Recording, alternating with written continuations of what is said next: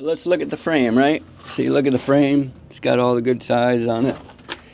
Let's show you the middle. Oh wait, there is no middle.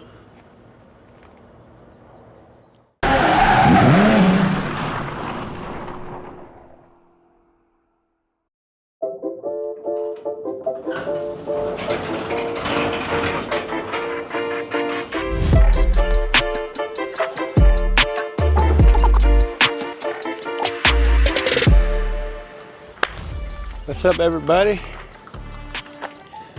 Let me catch my breath. Welcome back to the channel. It's been a while.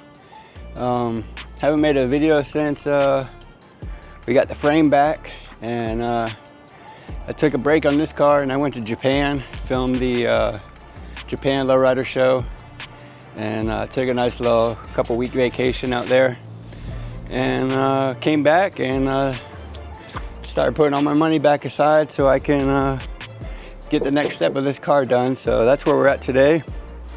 I got a guy coming that's gonna look the car over. He's gonna kind of ballpark a price for me, so I know what it's gonna cost to basically put a new floor in it, new rockers, quarters, both trunk pans, and I think the rear deck where the 6x9s go, a whole bunch of stuff. And all of this stuff is way beyond my expertise, so I decided to hire a pro, and that's what's taken so long to get this video going, get to the next stage of this build process.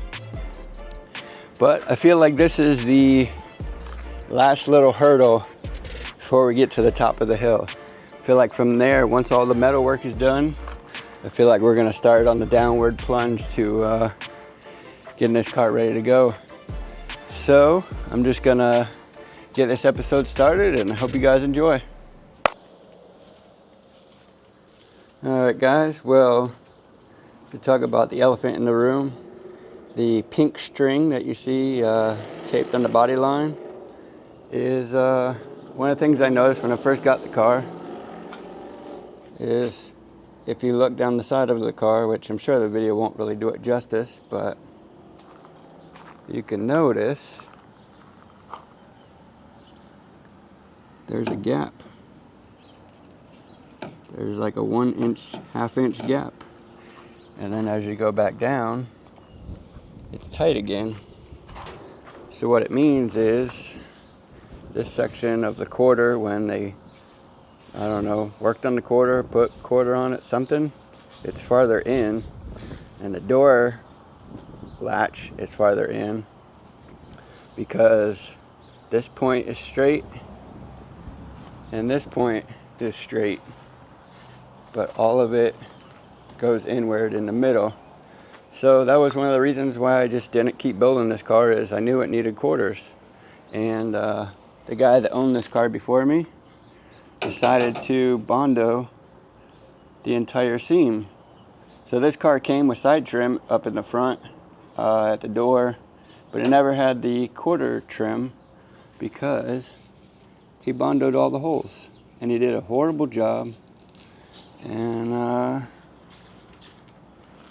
this car sucks. That's why I've spent so much time and money rebuilding this car from scratch. But that's just one thing. So let's keep walking around the car. You know, you could see the bumper it's not supposed to be like that, because here the body panel is above the bumper. It's got this horrible dent in the middle. I don't know how you back into something, but that's always bothered me. You know, a classic car, if you don't have to open it with a screwdriver, it's not really a classic car. Like I said, I need trunk pans because, once again, the work is just so poor quality that this would just never fly with me. You know, they tried to fix it and it just looks like shit. You could tell they put quarters on the bottom, little quarter skins, and that's why I guess they bondoed the hell out of the holes. The trunk overall is in pretty good condition, but it has little pinholes. Those holes bother me. This side doesn't look like they put a quarter on it, but I don't know. It just, if I'm putting a quarter on one side, I'm going to put a quarter on both sides. I'm going to order an upper trunk pan, a lower trunk pan. I've debated putting a new trunk lid on it, but for right now, I think I'm going to take this off and I'll do the body work to fix that dent up there. Like I said, this quarter is pretty good until you get to where it meets the roof, and you can see they riveted. These are rivets. These are not welds. These are rivets. So I don't know who decided to rivet a quarter panel onto a roof, but that is not how you build a classic car. Like I said, this quarter looks okay, but we're still going to throw it in the trash because it's not to my standards. If you really want a good laugh, let's look at the box braces. Yep. We'll just cut a hole in it, bend the metal out, put a wrench on it, and then we'll just bend the metal back, right? Because that's the right way to do things. Not at all. So that's another reason we're putting a new trunk pan in it, because that will not fly for me. And it's like that on both sides, because this guy that owned this car did not know what the hell he was doing. So in case you need a good laugh, you know, this one they didn't even keep the metal. They just decided to cut it off, break it off, whatever. So just a couple things, you know, we're just getting started, and we already showed you a bunch of junk on the car. And we'll keep walking around. I've shown this in other videos, but it's a Fred Flintstone car at the moment. I kept the rockers in. You could see that rocker needs work. Needs a whole new rocker. This rocker is trash. And so we're going to put 2 rockers in it and a complete floor with the braces. It's got a headliner though. Always gotta laugh about that.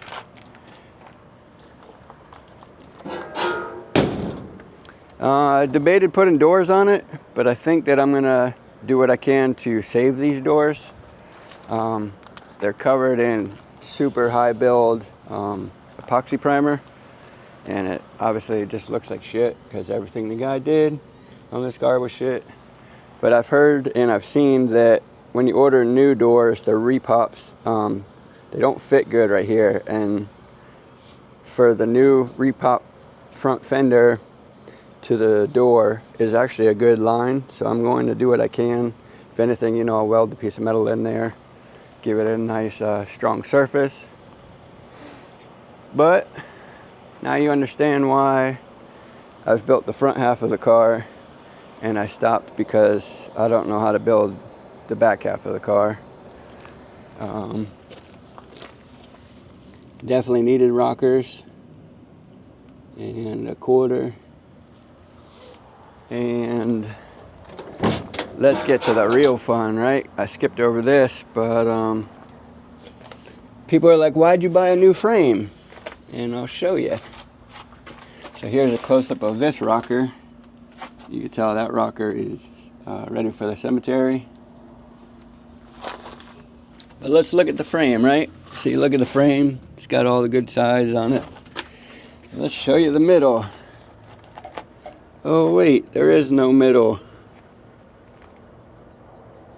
There's 3 little popsicle sticks holding the frame together.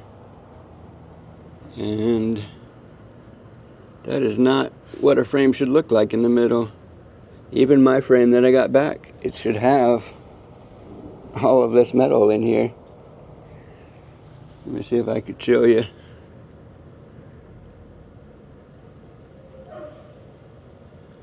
Yeah, so here's the tunnel.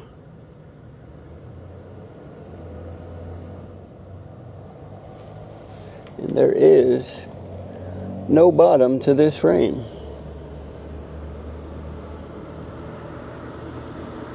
That is not how it's supposed to look. Alright guys, well, I'm sure you remember in one of the previous episodes when I bought my frame, I purchased this off the guy that owned the frame. And this is where the 6x9s go if you decide to put 6x9s in your car. Mine is going to have a custom stereo, so we'll probably do a big port through the middle, which is why the current one is not to my standards. Because if you use a Sawzall to put your 6x9s in, it's gonna look like that. Look like shit. So that whole panel is gonna be replaced with a new one. Like I say, the trunk is really in good condition.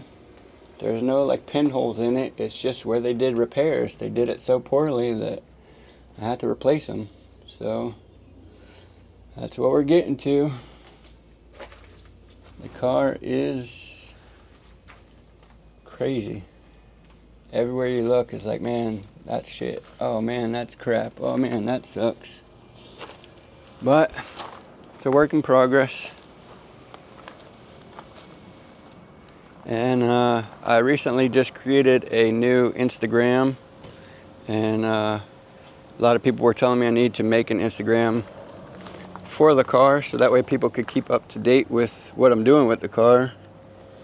And I named the car, and you can actually follow along.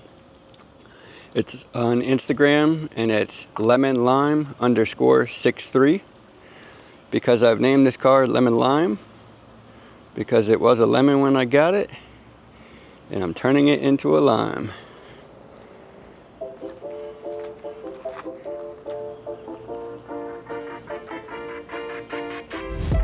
Can't wait. It's gonna be such a beautiful car when it's done. Little teaser.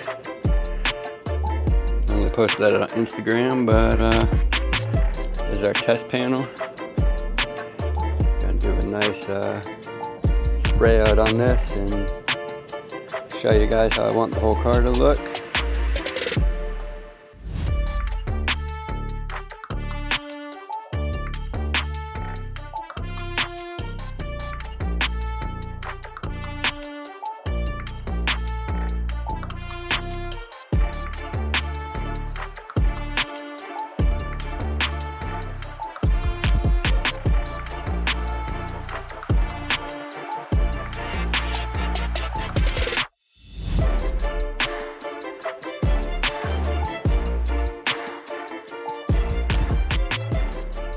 All right, guys. Well, everything went good.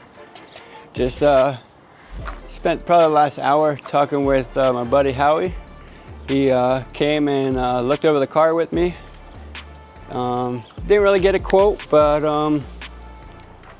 kind of talked about just how we're gonna approach the car, what stages we're gonna do, how he's gonna go about doing it and stuff like that. And got a ballpark idea what it'll cost. So it went pretty good. It was really good because I didn't want to send him pictures of the car.